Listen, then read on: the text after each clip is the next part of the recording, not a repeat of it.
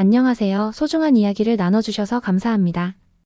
요청하신 내용을 바탕으로 새로운 이야기를 만들어 보겠습니다. 여러분의 하루에 따뜻한 이야기 한 편을 선물해 드립니다. 오늘은 세계 각국 사람들이 한국을 경험하며 겪는 문화적 충격과 감동에 관한 이야기를 들려드리려 합니다. 프랑스에서 온 미모의 패션 디자이너 소피아가 한국을 방문하면서 겪게 된 놀라운 경험을 소개해 드릴게요. 프랑스에서의 불편한 경험으로 인해 아시아에 대한 부정적 선입견을 가졌던 그녀가 한국에서 어떤 변화를 겪게 되었는지 감동적인 여정을 함께 살펴보실까요? 안녕하세요. 저는 프랑스 파리에서 패션 디자이너로 활동하고 있는 소피아 듀부아입니다. 27살의 나이에 자국 최고의 패션 브랜드에서 수석 디자이너로 일하며 많은 사람들이 꿈꾸는 화려한 삶을 살고 있었죠. 하지만 화려함 뒤에는 늘 그림자가 있는 법입니다. 과도한 업무 스트레스와 경쟁적인 환경 속에서 저는 점점 지쳐갔고 결국 심각한 번아웃 상태에 이르렀습니다. 의사는 저에게 최소 한 달간의 완전한 휴식을 권고했어요. 회사에서도 저의 건강 상태를 고려해 2달간의 유급 휴가를 허락해 주었습니다. 그러나 문제는 어디서 휴식을 취할 것인가였죠. 유럽은 너무 익숙했고 미국은 또 다른 스트레스를 줄 것 같았습니다. 그때 저의 시선을 사로잡은 곳이 있었어요. 인스타그램에서 우연히 본 한국의 아름다운 풍경과 음식 사진들이었습니다. 솔직히 말하자면 그때까지 저는 한국에 대해 거의 아무것도 몰랐어요. 아시아 국가들을 구분하는 것조차 어려웠고 모두 비슷한 문화와 시스템을 가진 개발도상국이라고 막연하게 생각했죠. 특히 중국에서의 불쾌한 경험 때문에 아시아 전체에 대한 선입견이 생겨 있었습니다. 작년 베이징 출장 중 택시기사에게 바가지 요금을 당하고 호텔에서는 불친절한 서비스를 받았으며 길거리에서는 무례하게 쳐다보는 시선들의 불편함을 느꼈거든요. 하지만 한국은 완전히 새로운 경험이 될 것이라는 직감이 들었습니다.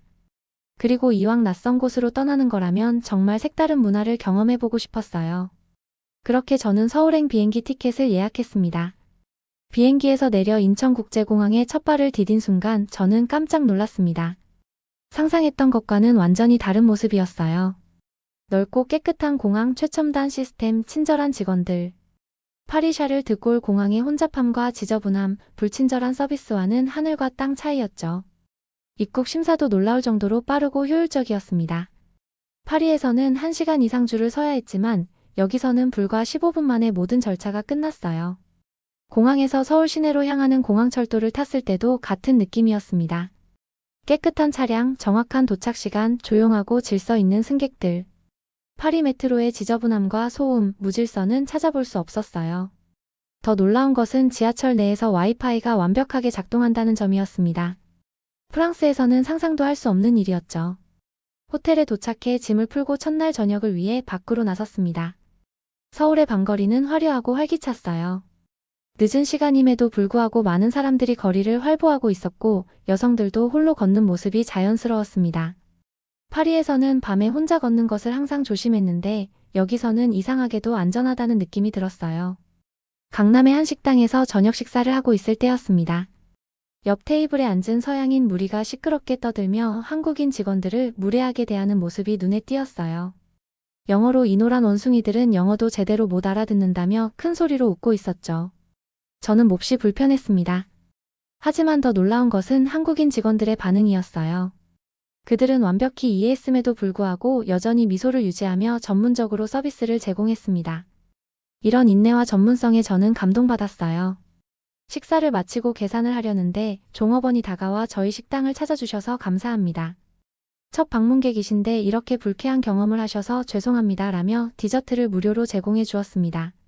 저는 깜짝 놀랐어요. 제가 프랑스인이라는 것을 어떻게 알았는지, 그리고 옆 테이블의 행동에 제가 불편함을 느꼈다는 것을 어떻게 눈치챘는지 의아했습니다. 호텔로 돌아오는 길에 갑자기 배가 아프기 시작했어요. 아마도 낯선 음식 때문이었겠죠. 호텔 리셉션에서 약국을 물었더니 직원이 즉시 제 상태를 걱정하며 근처 응급실까지 안내해주겠다고 했습니다. 처음에는 거절했지만 통증이 심해져 결국 그의 제안을 받아들였어요. 병원에 도착했을 때 저는 또 한 번 문화적 충격을 받았습니다. 깨끗하고 현대적인 시설의 효율적인 접수 시스템, 그리고 무엇보다 놀라운 것은 대기 시간이었어요. 파리에서는 응급실에 가면 최소 3시간은 기다려야 했지만 여기서는 30분 만에 의사를 만날 수 있었습니다. 더 놀라운 것은 의사의 태도였어요.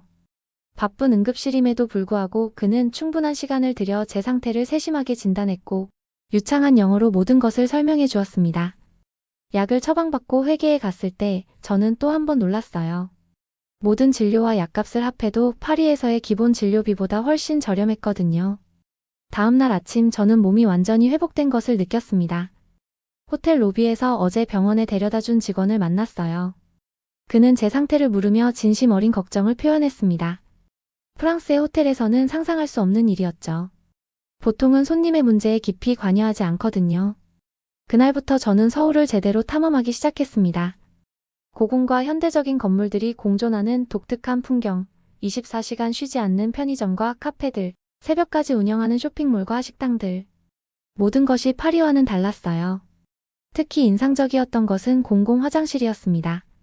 파리의 공공 화장실은 대부분 지저분하고 종이도 없는 경우가 많은데 서울의 화장실은 어디를 가든 깨끗했고 필요한 모든 것이 갖춰져 있었어요. 한국 체류 사흘째 되는 날, 저는 지하철에서 의미 있는 경험을 했습니다. 복잡한 환승역에서 길을 잃고 헤매고 있을 때 한 노인 부부가 제게 다가왔어요. 영어를 거의 못하시는 분들이었지만 온몸으로 저를 도우려 노력하셨습니다. 결국 그분들은 제가 가려는 역까지 직접 동행해 주셨어요. 이런 따뜻한 친절에 저는 깊은 감동을 받았습니다. 하루는 디자인 영감을 얻기 위해 동대문 시장을 방문했어요. 그곳의 활기와 다양성에 저는 압도되었습니다. 특히 놀라웠던 것은 판매자들의 태도였어요. 파리의 시장에서는 흥정이 까다롭고 판매자들이 종종 불친절한데 여기서는 미소와 함께 적극적으로 소통하려는 모습이 인상적이었습니다. 이렇게 한국 생활에 점점 적응해 가던 중 저는 우연히 한 젊은 한국인 디자이너 민지를 만났어요. 그녀는 저의 디자인 작업에 관심을 보이며 한국 패션 산업에 대해 많은 이야기를 들려주었습니다. 민지의 초대로 저는 그녀의 디자인 스튜디오를 방문하게 되었죠. 민지의 스튜디오는 작지만 혁신적인 기술로 가득 차 있었어요. 3D 프린팅 시스템, 디지털 패턴 메이킹 소프트웨어, 가상 피팅 시스템. 파리의 대형 패션하우스에서도 이런 최첨단 기술을 모두 갖추진 못했습니다. 저는 놀라움을 감출 수 없었어요. 민지는 겸손하게 말했습니다. 한국은 IT 강국이에요. 우리는 기술과 예술을 결합하는데 강점이 있죠. 하지만 프랑스의 전통적인 아틀리에 기술이나 미학적 감각은 우리가 아직 배워야 할 부분입니다. 그녀의 이런 겸손함과 배움에 대한 열정이 인상적이었어요. 그날 저녁 민지와 그녀의 친구들은 저를 한강공원으로 초대했습니다. 밤이 깊었음에도 불구하고 공원은 사람들로 북적였고 모두 각자의 방식으로 여가를 즐기고 있었어요. 자전거를 타는 사람들, 피크닉을 즐기는 가족들, 기타를 치며 노래하는 청년들. 모든 것이 평화롭고 조화로웠습니다. 민지의 친구 중 한 명인 태우는 영어 교사였어요. 그는 제게 한국의 교육 시스템에 대해 설명해 주었습니다. 우리나라 학생들은 하루 평균 12시간 이상 공부해요. 경쟁이 매우 치열하죠. 저는 놀라움을 금치 못했어요. 프랑스의 교육 시스템은 훨씬 여유롭고 학생들의 자유시간이 많거든요. 태우는 계속해서 말했습니다. 물론 이런 시스템이 완벽하진 않아요. 학생들에게 너무 큰 압박을 주기도 하죠. 하지만 이런 교육열이 우리나라를 전쟁 후 폐허에서 세계적인 경제 강국으로 성장시킨 원동력이 되었습니다. 그의 말에 저는 깊이 생각에 잠겼어요. 프랑스는 오랜 역사 동안 축적된 부와 시스템으로 안정적인 삶을 유지하고 있지만 한국은 자신들의 노력으로 단시간에 기적 같은 발전을 이룩한 것이었습니다. 체류 일주일째 되는 날, 저는 서울의 한 카페에서 불쾌한 경험을 했어요. 옆 테이블에 앉은 동양인 무리가 저를 손가락으로 가리키며 영어로 크게 이야기했습니다. 서양 여자들은 다 저렇게 난잡하게 옷을 입어. 자기 나라에서도 저런 식이니 문제가 많은 거야. 저는 굉장히 불쾌했어요. 그들은 제가 영어를 알아듣지 못할 거라 생각했던 것 같았죠.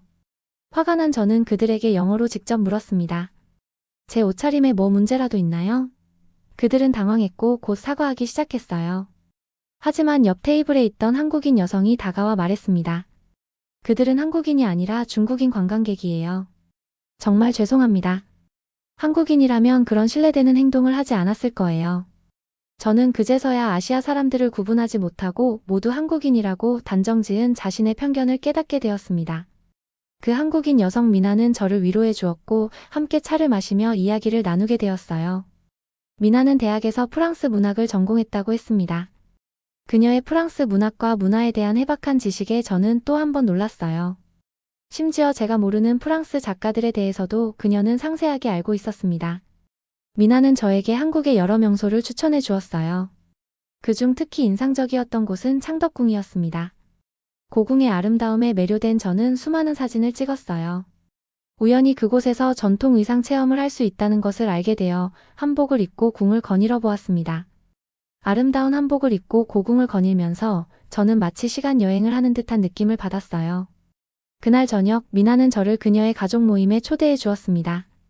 처음에는 부담스러웠지만 그녀의 따뜻한 권유에 응하기로 했어요. 미나의 가족들은 모두 저를 진심으로 환영해 주었고 특히 그녀의 어머니는 저를 위해 특별히 프랑스 요리를 준비하셨다고 했습니다. 비록 완벽한 프랑스 요리는 아니었지만 그 정성과 배려에 저는 깊은 감동을 받았어요. 식사 중에 미나의 아버지는 한국의 역사와 발전 과정에 대해 이야기해 주셨습니다. 우리나라는 한국 전쟁 후 세계에서 가장 가난한 나라 중 하나였어요. 외국의 원조로 겨우 살아가던 시절이 있었죠. 하지만 교육에 대한 열정과 끊임없는 노력으로 지금의 위치에 오게 되었습니다. 그분의 자랑스러운 눈빛이 인상적이었어요. 미나의 할머니도 말씀하셨습니다. 어려웠던 시절 우리는 서로 도우며 살았어요. 정이라는 것이 바로 그거예요. 어려울 때 서로 돕고 기쁠 때 함께 기뻐하는 마음. 할머니의 말씀은 제게 깊은 울림을 주었습니다. 프랑스에서는 점점 개인주의가 심해지고 있는데 한국의 이런 공동체 의식이 부러웠어요. 여행 열흘째 되는 날, 저는 갑자기 급성 맹장염 증상으로 응급실을 찾아야 했습니다. 심한 통증에 미나가 급히 병원으로 데려다 주었어요. 외국인인 제가 걱정했던 것과 달리 병원에서의 경험은 놀라울 정도로 원활했습니다. 신속한 진단과 처치, 영어로 모든 것을 설명해주는 의사들, 그리고 무엇보다 놀라웠던 것은 비용이었어요. 수술과 입원 비용을 합해도 프랑스에서의 기본 진료비보다 훨씬 저렴했습니다. 회복 기간 동안 미나와 그녀의 가족들은 매일 병문안을 와주었고, 심지어 호텔에서 제 짐을 가져와 정리해주기까지 했어요. 완전히 낯선 사람에게 이런 친절을 베푸는 것이 한국에서는 당연한 일인지 저는 깊은 감동을 받았습니다. 퇴원 후 저는 미나의 제안으로 그녀의 집에서 며칠을 보내게 되었어요. 그곳에서 저는 진정한 한국 가정의 일상을 경험할 수 있었습니다. 아침 일찍 일어나 함께 산책하고 시장에서 장을 보고 김치를 담그는 법도 배웠죠. 특히 인상적이었던 것은 가족 구성원들 간의 존중과 배려였어요. 프랑스 가정에서는 보기 힘든 어른에 대한 공경과 형제자매 간의 깊은 유대감이 있었습니다. 어느 날 저녁 미나의 아버지는 저에게 한국의 경제 발전에 대해 더 자세히 설명해 주셨어요. 1960년대만 해도 우리나라 1인당 GDP는 아프리카의 가난한 나라들과 비슷한 수준이었습니다. 하지만 지금은 세계 10대 경제 대국이 되었지요. 이것이 가능했던 이유는 교육에 대한 투자와 국민들의 끊임없는 노력, 그리고 글로벌 시장을 향한 도전 정신 때문입니다. 그분의 말씀을 들으며 저는 프랑스의 상황과 비교하지 않을 수 없었어요. 프랑스는 오랜 역사 동안 축적된 부와 문화적 자산으로 안정적인 삶을 유지하고 있지만 혁신과 변화에 대한 도전 정신은 점점 사라지고 있다는 느낌이 들었습니다. 반면 한국은 끊임없이 새로운 도전을 통해 발전해 나가고 있었어요.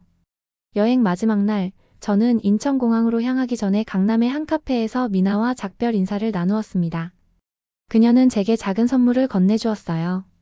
한국의 전통 문양이 새겨진 아름다운 손거울이었습니다. 소피아, 당신이 한국에서 보낸 시간이 행복했기를 바라요. 그리고 이 거울처럼 당신의 삶의 아름다움과 밝음이 항상 함께하길 바랍니다. 미나의 따뜻한 말에 저는 눈물을 참을 수 없었어요.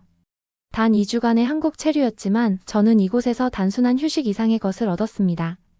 새로운 시각, 다른 문화에 대한 이해, 그리고 무엇보다 진정한 친구를 얻었어요. 비행기에 탑승하며 저는 창밖으로 서울의 마지막 모습을 바라보았습니다. 아름다운 도시, 따뜻한 사람들, 효율적인 시스템. 모든 것이 제 마음속에 깊이 새겨졌어요. 처음에 가졌던 아시아에 대한 모든 부정적인 선입견이 완전히 사라졌고, 이제는 한국에 대한 존경과 애정만이 남았습니다. 파리로 돌아온 저는 곧바로 제 경험을 블로그에 정리하기 시작했어요. 파리지엔이 발견한 한국의 아름다움이라는 제목의 글에서 저는 한국에서의 모든 경험과 감동을 솔직하게 나누었습니다. 특히 한국의 의료 시스템, 공공서비스, 교통, 그리고 무엇보다 사람들의 따뜻함에 대해 상세히 기록했어요. 놀랍게도 제 블로그는 폭발적인 반응을 얻었습니다. 많은 프랑스인들이 한국에 관심을 보이기 시작했고 여행 계획에 대한 조언을 구해왔어요. 심지어 몇몇 패션 디자이너들은 한국 스타일의 영감을 받아 새로운 컬렉션을 준비하기 시작했다고 합니다. 회사로 복귀한 후 저는 한국에서 영감을 받은 새로운 패션 라인을 제안했어요. 한국의 전통 문양과 현대적 디자인의 조화, 환경, 친화적인 소재 사용 등 한국에서 배운 가치들을 녹여낸 컬렉션이었습니다. 경영진은 제 제안에 큰 관심을 보였고 곧 서울 인스피레이션이라는 특별 컬렉션 작업이 시작되었어요. 지금 저는 다시 한국을 방문할 계획을 세우고 있습니다. 이번에는 서울뿐만 아니라 부산, 제주도 등 다른 지역도 경험해보고 싶어요. 그리고 무엇보다 제 두 번째 고향이자 제게 새로운 시각을 선물해준 이 나라에 대해 더 깊이 이해하고 싶습니다. 한국은 단순히 아시아의 작은 나라가 아니라 세계가 배워야 할 많은 것을 가진 나라임을 이제는 분명히 알게 되었어요.